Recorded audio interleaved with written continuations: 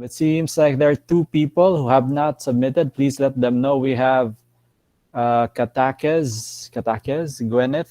Please let them know. Araw. Wait, is that Araw? Yes, it's Bell. Please let them know. Yes, aside from that, this is test student. That's my account, and it should be good. And then everyone has submitted their promissory notes. Good job. Also, let me see. Where did I put that thing? Your plus points for your USCAR's participation. Currently, this is the list. So let me just highlight. So like Teves has it. Dan Rachel Joy has it. I'll upload this on Canvas. I think I uploaded a version of this, an earlier version of this last week or like last meeting. So those are the people who sent me their screenshots. Unfortunately, if you sent me a screenshot and your name is not in the screenshot, I cannot give you the plus points because like that was the instruction. Plus, like it's very easy to just take a screenshot of it, pass it around. So really helps it make it more authentic if your name is in the screenshot. Okay, so that's that. For our next activities, pre-midterm exam, let's go to the syllabus. We'll probably most likely have it on the Wednesday. Hopefully there are no unknown holidays, because on my calendar, at least this version, because sometimes that's a problem in the Philippines. You just get the notification of a holiday 2 days before. So that's really annoying. Anyway, so pre-midterm exam will be on the 15th. And then we'll have one more meeting on the 13th, just sort of to like prepare you for the exam. So how will the exam be like? So you guys submitted your, what do you call this? City profiles. So So I'm thinking, let's say like about, let's say 40% or maybe 50%. I'm not sure. But so we have 2 hours and we have, how many students do we have? Oh yeah, that's something I need to check. We have RA3133. We have 40 students. So how many people can I fit in a session? 40 divided by 5. No. 40 times 5. 40 times 5 minutes. It's 200 minutes. That's way too long. Plus it will take longer. I think we can do it.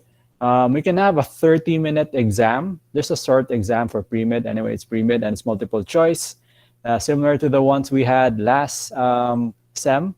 But the problem last time was like, I really wanted to hear your guys' thoughts on like the material, how you absorbed it. And I asked essay questions.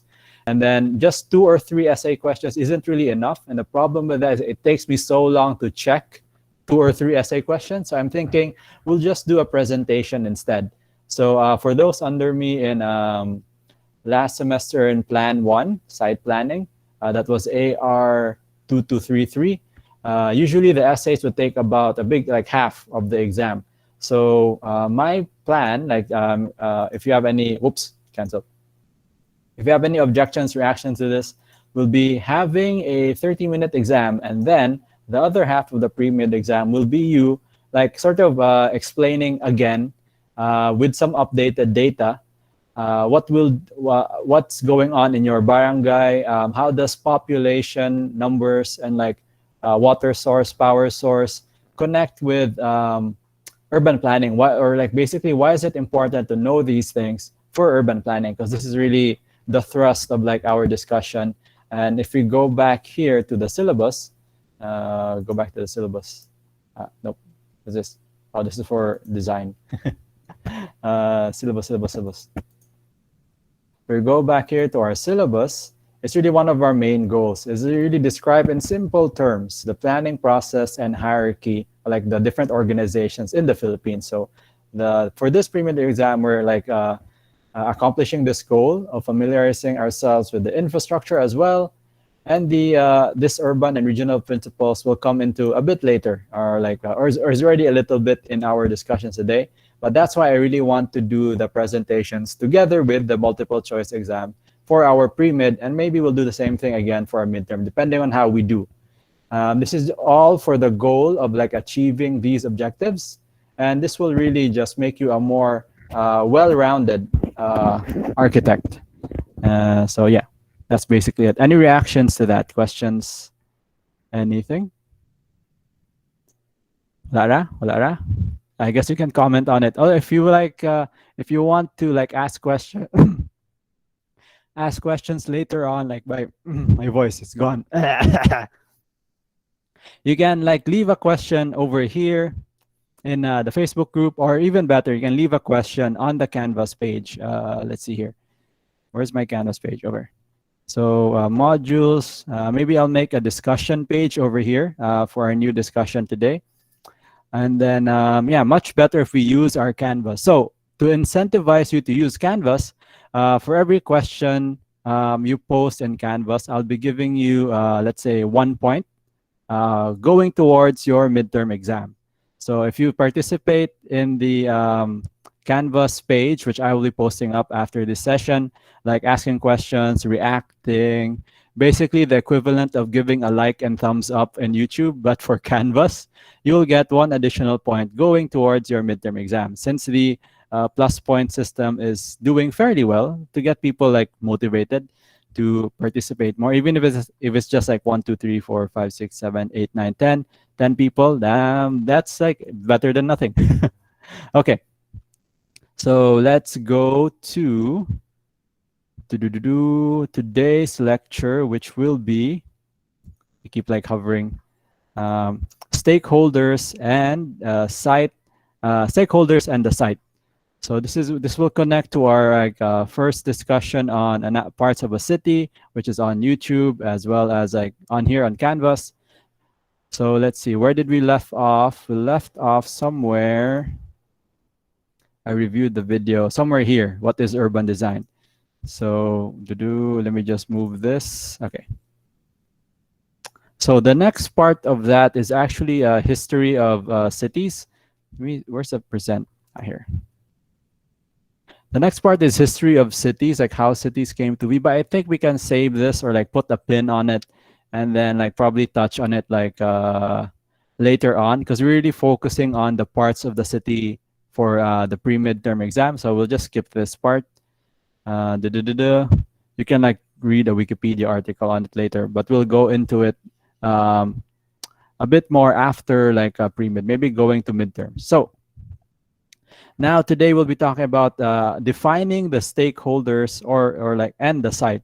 So this was a kanang, what do you call this? A diagram from the placemaking website, the People Organization for Placemaking, something like that. But this is an urban design process, but it's also similar to the urban planning process, which is also similar very much to the architectural design process. So you have your site, you identify the problems of the site, you analyze your site analysis, then you create your vision or your design objectives, and then you create your design based on those objectives. But this process is just on a larger scale, in city scale or in region-wide scale. So that's why I had you guys do your city profile, so you know what's going on in your respective barangays, cities, and local government units. Okay. So this is basically an example of what you can do with the data you gathered. So this is a residential project I did for Sydney. It's a bit theoretical and conceptual, but there's an actual site. So the site is over here. Quick question to the group, whoever's online, can you see my mouse? Just need to make sure. Yes, Yes, sir. sir. Okay, thank you. So the site here, the project site, is actually this fish shape in yellow over here, with like a sort of a expansion point or like a area for expansion to the north of it up here. So we have people mostly in the Philippines. We have one student from Qatar. So I don't think we have anyone in Sydney. So this will be like sort of a eye opener for you guys. So it doesn't matter where you are. Currently, urban planners follow the same process. Basically, the what they call this, the same process you use to make a thesis. It's the scientific process. It's evidence based. It's logical. All that stuff. So let's say you have your population data, your water source, your power source, and then some other things that I didn't ask you to do because it's a little bit more difficult. Your infrastructure. Where are your roads? This is a little bit more difficult to map out, but I think maybe just like you can just highlight in Google Maps, just like take a screenshot of Google Maps. Usually the major roads are in yellow, and then you can talk about like how is it are the roads like comfortable to use? Is it easy to access from we don't really go to work anymore, but like to the groceries, etc. Maybe you can talk about something like that. Anyway, back to this project on the screen. So the project is a residential type. The objective was to create a subdivision, so similar to what you did with your plate last semester, but on a more like detailed level. So you guys had all the population data given to you, the number of houses, etc., etc. And here we were just given the site, and we had to like research everything. So I wish I could zoom in, but this is all I can do with the PowerPoint. Anyway, so over here on the top right is the equivalent of the barangay map or the what they call the city maps in Sydney. So this is in white, the Greater Sydney area, sort of similar to the Cebu province.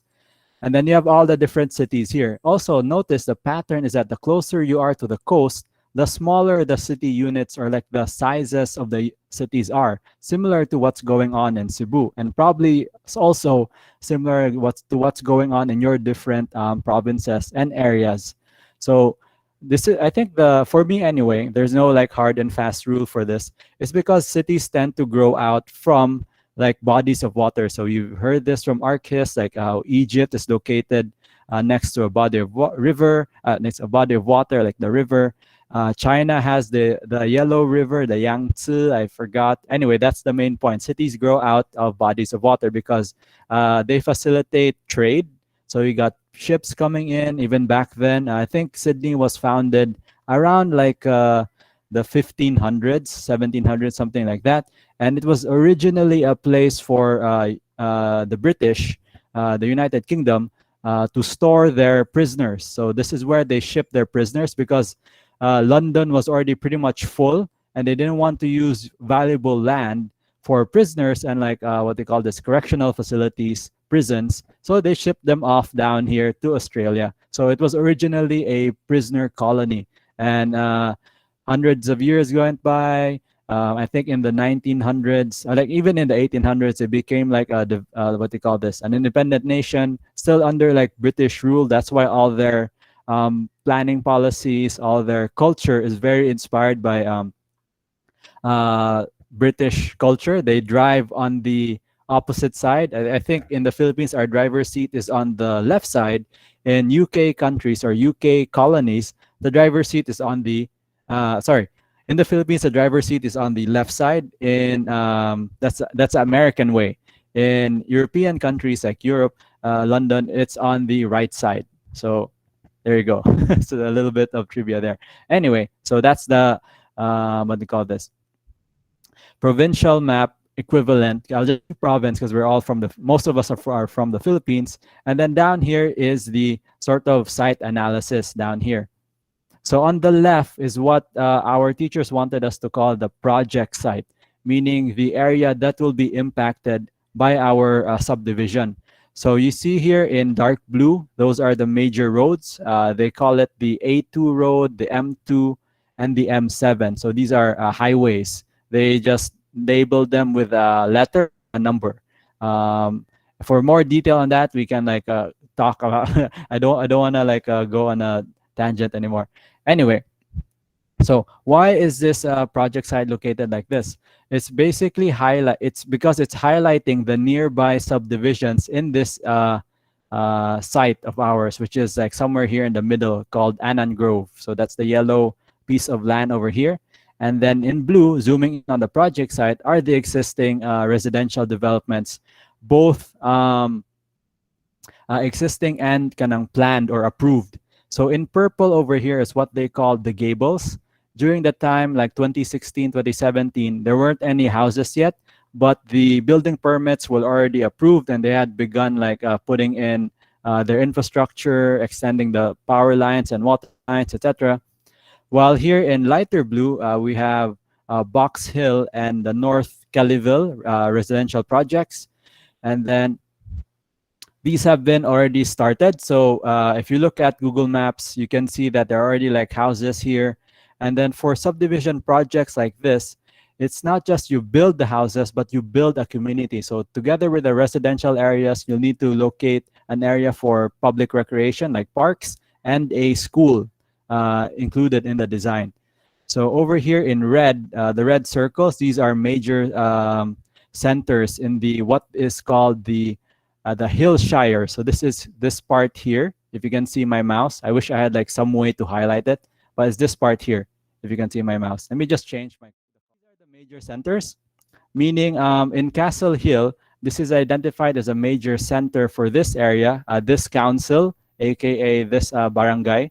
Um, because there's a large mall here, offices, and basically work area. So you can people come here to work and also to buy food, shop, etc. And then over here, closer to our site, like a few kilometers away, is the Rouse Hill, what they call the center. So what's going to happen here is that a new railway has been approved by the government. This was like 2016, 2017. And this is really the main reason why this residential project was sort of suggested for our class, because a new railway, a train station, is very much a what do you call this? A big trigger to promote like residential development. Mainly because we touched on this a few weeks ago. If you can get to the city faster, that plot of land becomes more valuable. So the accessibility has been greatly increased because of this approval. I think it's already undergoing construction now or has opened. I think by 2019 they opened this proposed railway or parts of it. It's already 2021, so you could like, Google that and you can see that there's in fact a train station here. So because accessibility has been greatly improved, it is very likely, according to our teachers, that this area, the property values will go up and it will become an ideal location for a residential project. So the project site's about 6,600 hectares, and the precinct site, which is the smaller site inside the project site, is about 350 hectares. This will be the area for the residential development that includes a school and a public park. So this is why areas are very important, especially because like we're architects.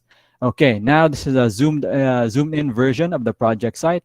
So this in red is a total area about 6,600 hectares, and this in light blue or like almost purplish with a blue border is the subject precinct. That's basically the term for like a small area of land, precinct. That's what they call it in Sydney. And then over here we have some details of the project. We underwent this project in 2017. We had a team of 2 architects, 2 real estate agents, 1 engineer, and one I would call social activist, but I think he's just like a social science major. That would have been a lot better than saying social activist in retrospect.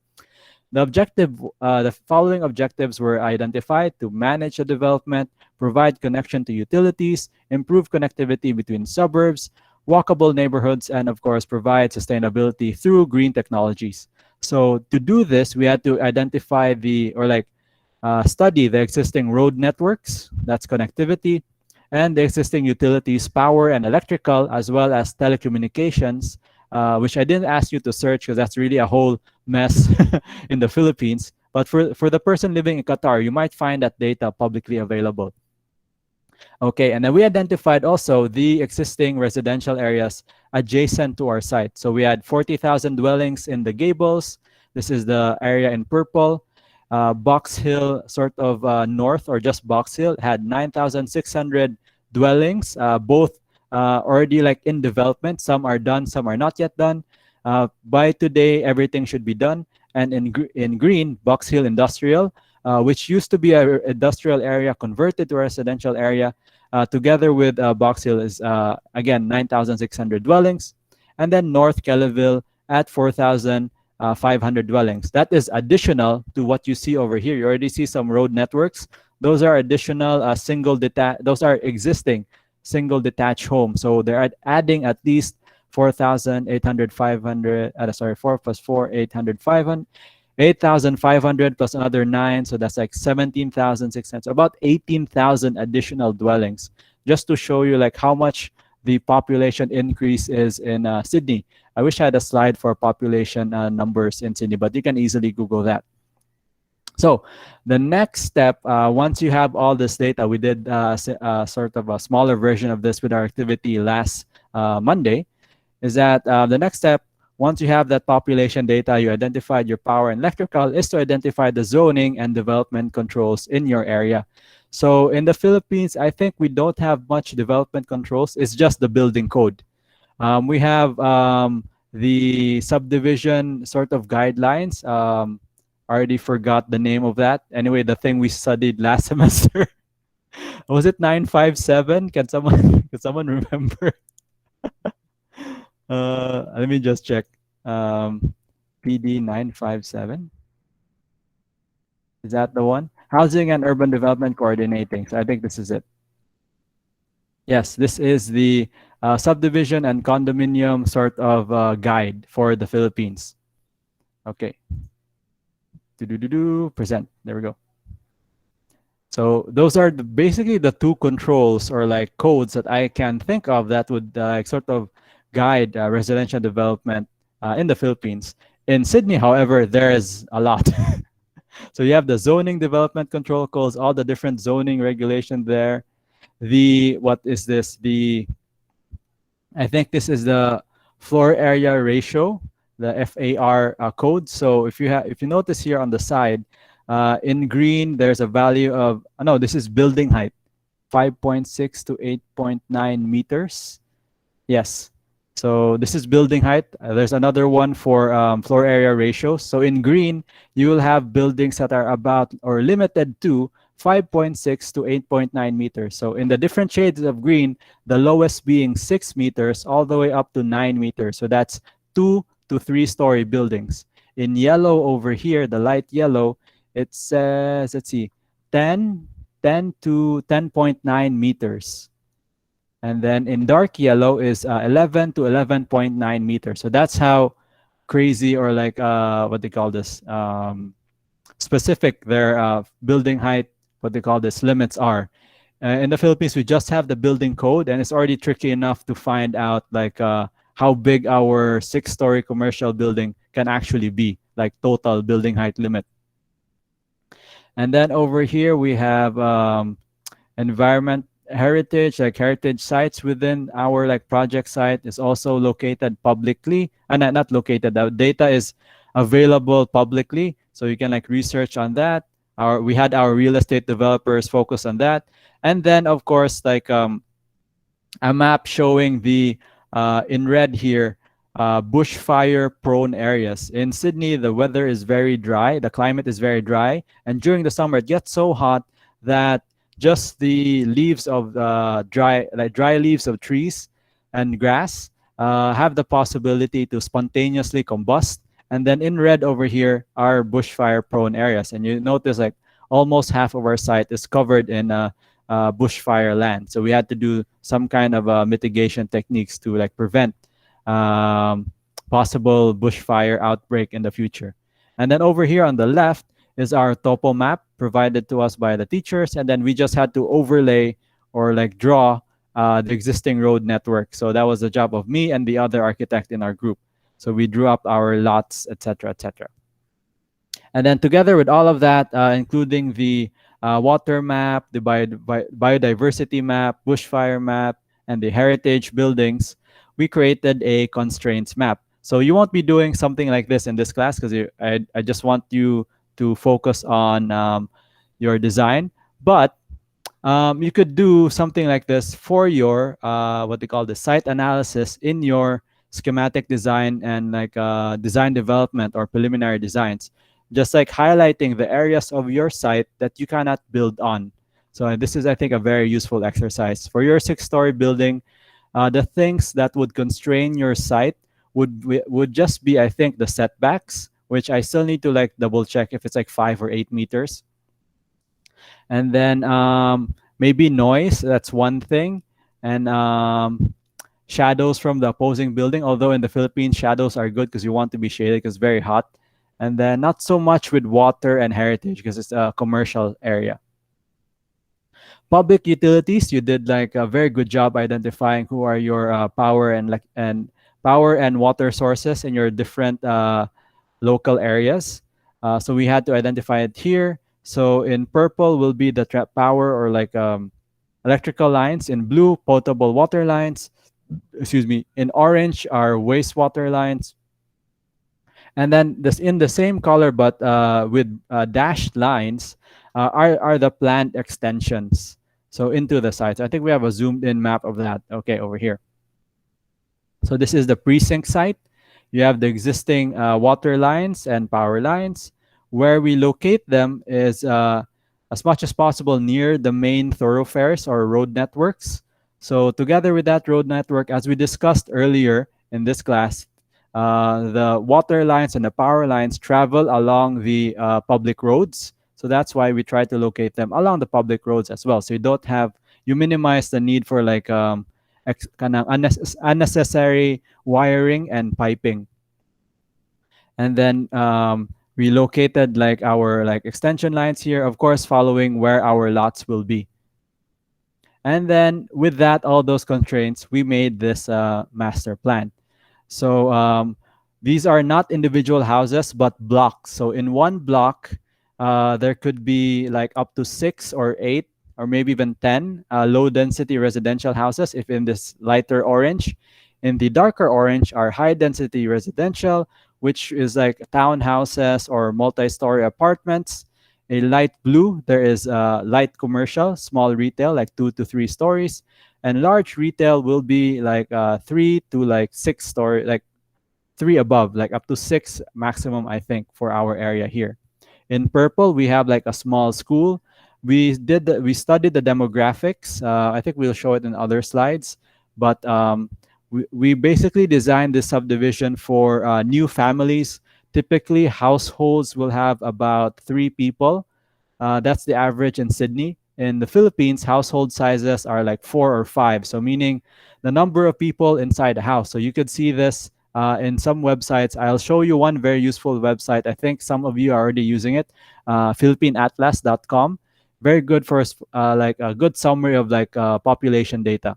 Anyway, so the target market or the target what do you call this? The Our scenario is the target market is or are young families, households of 3 people, and then because they have children, they would need to go to school and like they would need to have a place to shop, etc. So everything will be built inside these communities, so they won't have to travel all the way to the city center, reducing traffic, decongesting the roads, and just making the city much more sustainable, not just from a number of trips perspective, but also reducing the number of CO2 emissions because you're driving less, you're walking more. I think we also have some. I don't think we have bike lanes, but it should be very walkable. We have in Sydney at least the buses. Yeah, the bus system is very for based on my standards very kanang efficient. But for locals, they say the buses are very kanang inefficient. If they're made to wait like 1 minute or 2 minutes longer, they already start complaining. But for me, who grew up in the Philippines, just having a bus system that arrives more or less on time was really amazing. So just breaking down further this map here, you have the schools in purple, and you notice we have two sort of groups. We have the western group of houses over here and the eastern group of houses, mainly because there's a body of water separating the site. So our team thought it would be good to have a phase one and a phase two. So logically, when you build these kinds of subdivisions, not all the houses will be bought and built right away. So the best way to mitigate like additional cost and like stay on schedule, making sure the developer, because you're typically for these projects, planners are hired by private developers. Doing it in a phase by phase manner will help reduce costs and like make our clients happy. Notice we set back from the existing heritage sites. We also have some space for environmental conservation, meaning we don't touch those existing vegetation. We preserve the existing what they call the small lakes or bodies of like water I think this is more like a reservoir than a lake.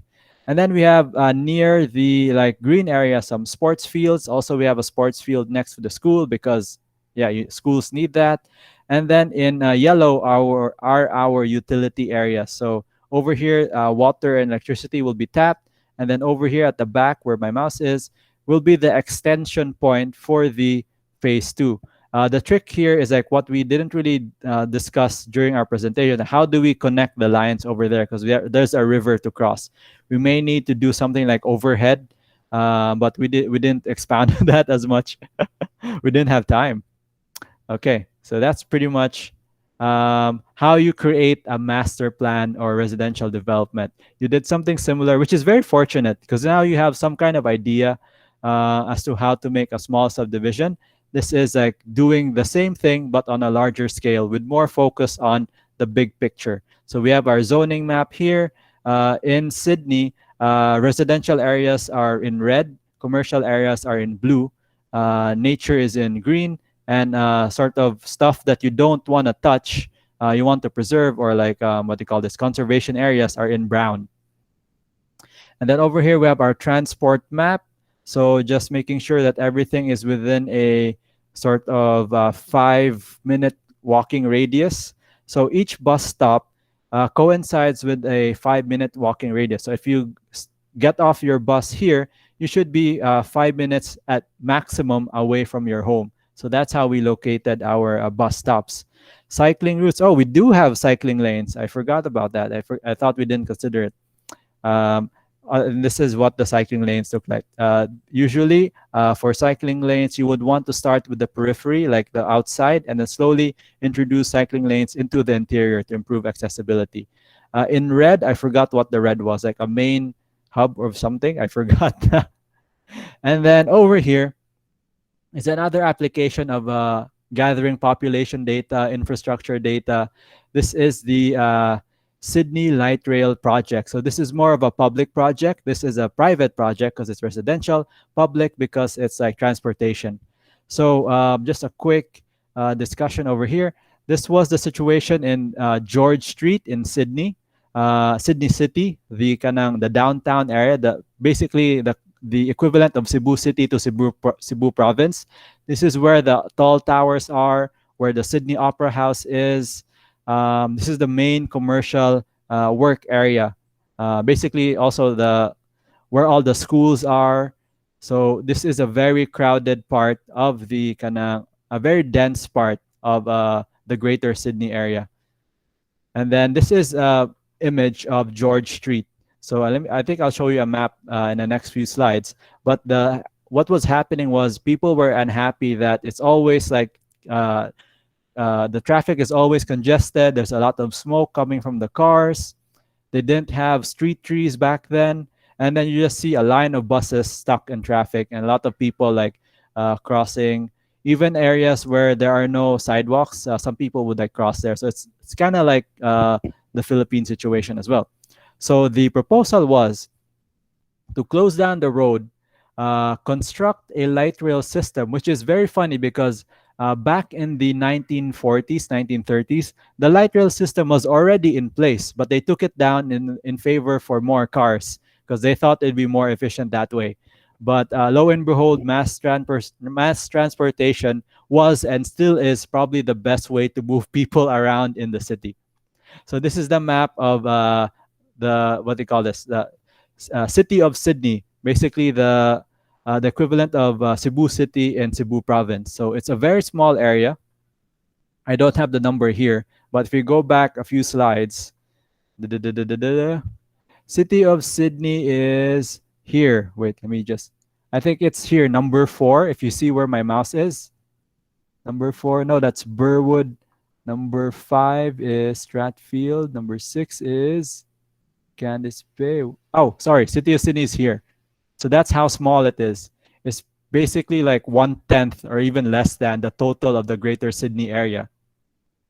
So that shows you how development tends to stick together, especially work areas, jobs, and schools, because it's just more economically beneficial for them. Okay. Anyway, back to the case study. So the proposal was to close this stretch of road, not all at the same time, by the way. They did this in phases. So they were starting here in George Street. So about, let me see here. So the track length in George Street, highlighted here in yellow, is about sorry, the total track length is 12 kilometers. This is the whole thing. But this section of the track is only about 2.6 kilometers. And this is really the most challenging part, I think, because this part is very busy. This is the equivalent of like closing down um, the street in front of your kanang building in Ayala. I forgot what it was called, the Northern Street, north of your site. That's a major thoroughfare. That this would be the equivalent of closing that down for 2 years. So you can imagine the havoc it caused, and so many business owners complained, and then it even went over their deadlines as usual. So the proposal was what do you call this, approved in December 13 of 2012, and then construction started. Government decided to build light rail, central station, blah, blah, blah. Randwick opened in 14 to 2019. So I think the construction started around 2014. So it even like it was closed for almost 5 years. So there was like something like that, 5 or 4 years. So there was a lot of disruption, noise, and also like business impact. So because of the construction site, it's loud. People tended to not walk along this site, which affected small business owners.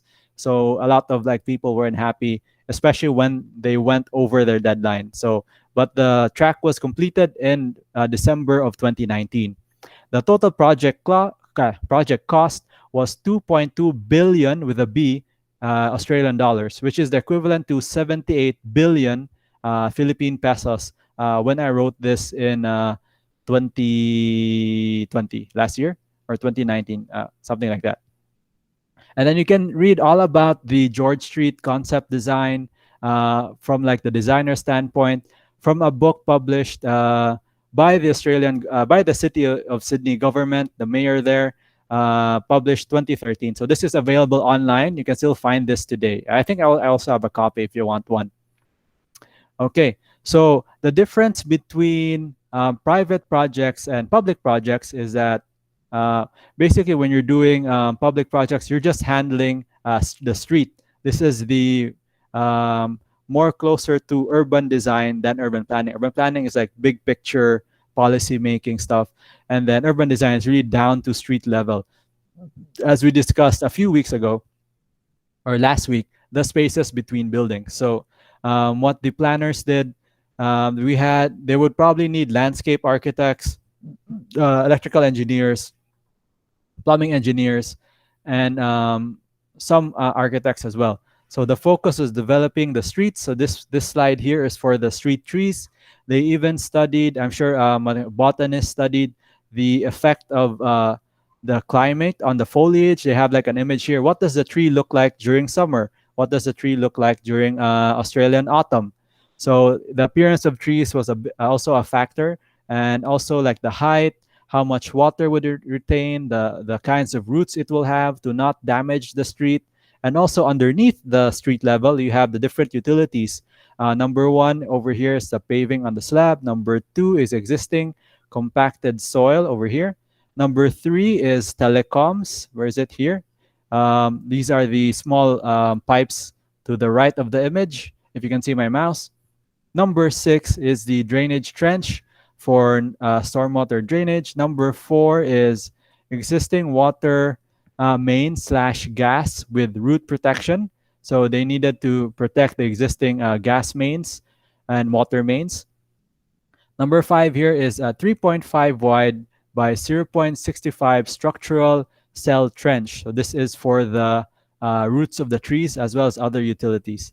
No, yeah. So the utilities are passing through here is just the drain of the trench and the existing mains, because the trees will undoubtedly or like inevitably cross existing water and gas mains, pipelines. Number seven is drain to the trench below, drain along the trees over here.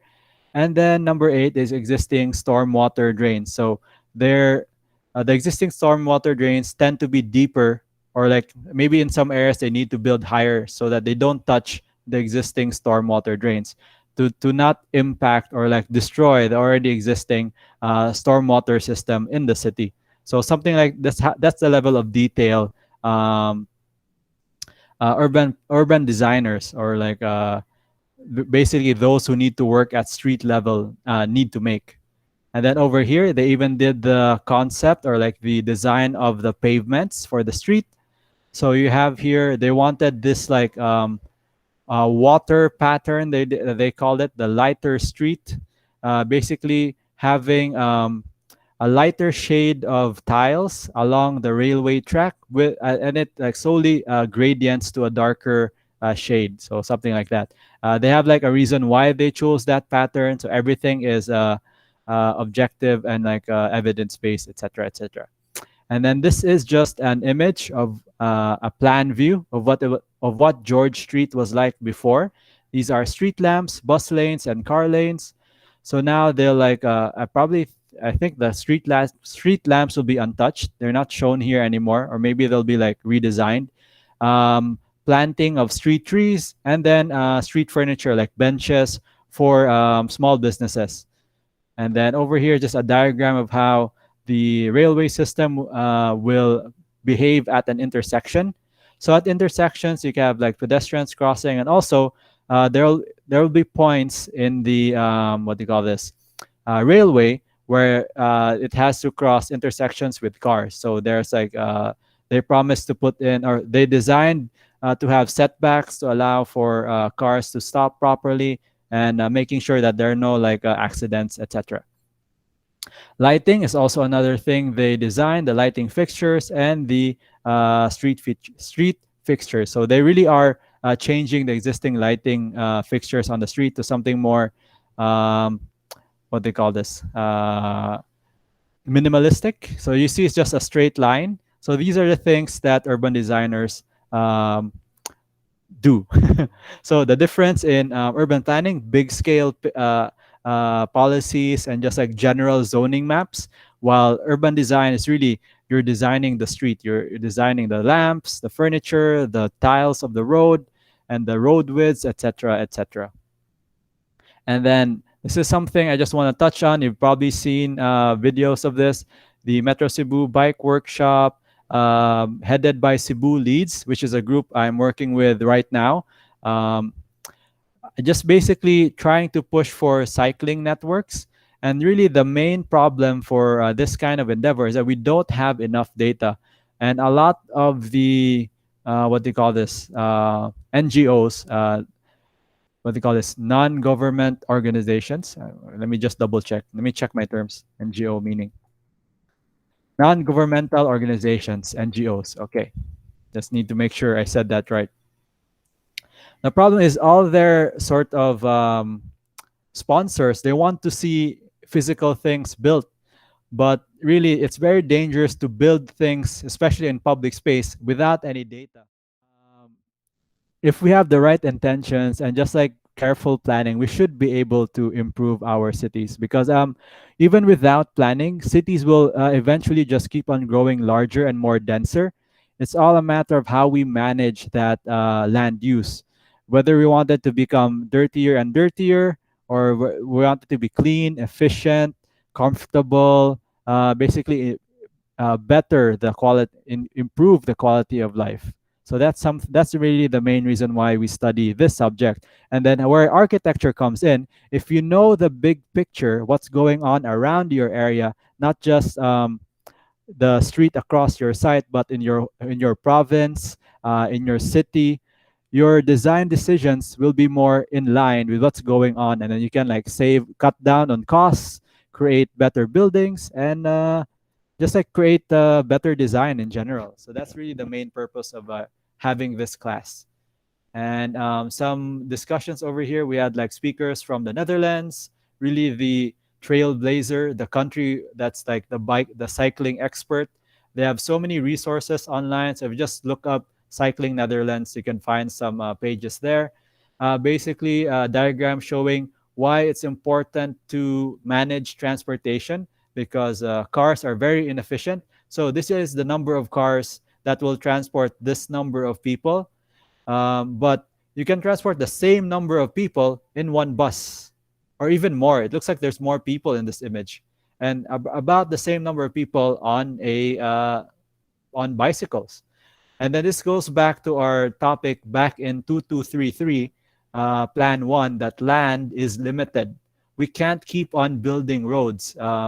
Although in Cebu City, we need roads because we don't have enough yet. But the roads we do build should be, what do you call this? Built with long-term use in mind. So it can't be only for cars. It needs to be it needs to have diverse modes of transportation because, as we all know, cars are not efficient. Everyone in the world, developing countries agree that the car is not a sustainable means of transportation because just the space, the amount of space needed to transport this number of people on this track of road is really not enough. And populations are still increasing, even despite COVID, people really find a way to multiply.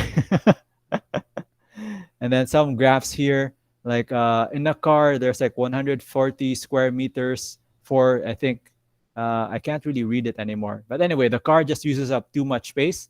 Buses and mass transportation use less space and therefore is more efficient. So that's basically an oversimplification, but that's the gist of that.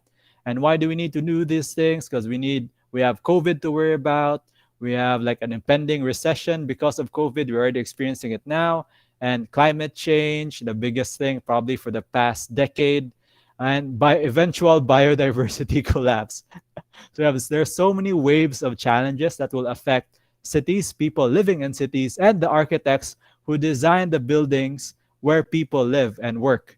So these are the big picture things that you need to be aware of. Currently in Mandaue City, they already like have a very decent, I think, bike lane and bike lane infrastructure. Cebu City is like on its way, and probably your local government, especially for the person in Qatar, you might have some bike lanes. Although I don't think bike lanes are appropriate in your place of the world because it's very hot and dry, especially with the temperatures going over 40 degrees Celsius. It has to have like this also falls into the discussion that transportation modes need to be contextualized to the local situation. That includes climate, the behavior of people, and I think those are two big things: climate and the behavior of people, the culture of the people you're designing for. Okay. So then, in summary, urban planning and urban design is an ongoing process. It's continuously changing. You can't stop. This is the only difference between, this is the biggest difference between architectural projects and the bigger project, urban design and urban planning, because they never stop. Once you create a new piece of road, you need to monitor it, improve it as much as possible so that it survives way, way into the future, like 50 years, 100 years. 100 years, urban planning just keeps on going because as long as people exist, people will need to live together, to work together, and then the spaces where people work and live need to be constantly monitored and improved. For architecture, it's more like you build one building, make sure it's built well so it lasts, and then you're done. I think architects are liable for their building about 25 years only. Whereas public spaces and public infrastructure are accountable by their different organization heads. VECO is accountable for their spaghetti wires. The MCWD is accountable for their overflowing pipes. So it's continuing. Anyway, ongoing. That's my point. It's collaborative. So you need different groups of people, not just architects. There's like this misconception that when you're in the construction industry, you only need architects and engineers, but you need those social scientists, the people who know about human behavior. You need to have people who know about plants, landscape architects, and also statisticians, like studying population data, economists studying where are the jobs going, how much are the what they call this, how much people are spending, etc. And then at the end of the day, urban planning and urban design is designing for people And architecture, you're just designing for a person or a small group of people, and that's really the biggest challenge there.